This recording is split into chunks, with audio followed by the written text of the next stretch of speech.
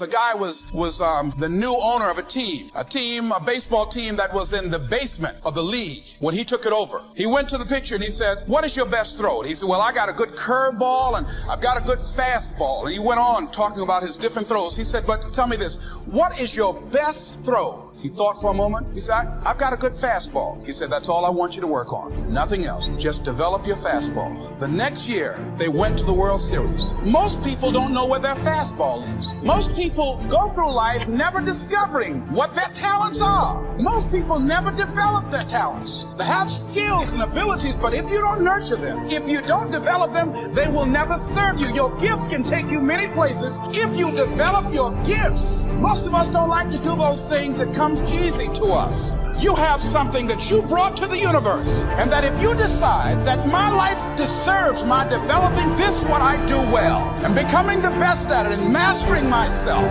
and seeing what I have within me, if you decide to drop your buckets where you are and develop your gifts, I grant you, you'll never ever be without. I grant you that your gifts will take you places that will literally amaze you. I grant you that if you begin to work to develop your gifts, you'll develop a strong sense of happiness. You'll get a larger vision of yourself, because part of beginning to get a larger vision of yourself, all of us need some area of our lives where we can have a feeling of competence. And people know when they think about this area, that's something you do, that you eat and sleep that, that you do that, you know this. So you've got to work on it. When other folk are having a good time, you've got to have the strength of character to concentrate, to read, to digest information. If you decide in any particular area that you're concerned about, to make a conscious, deliberate, determined effort to read one book a month in that area, in 5 years, you'll be among the top 5% experts in the world.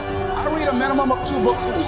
The average American reads only 1 book a year. If you decide that area that you love, that you are going to master that particular area, in this era of accelerated change, overwhelming complexity, and tremendous competition, as you begin to develop and expand your skills and your talents and your vision of yourself, you will always be in control of your destiny.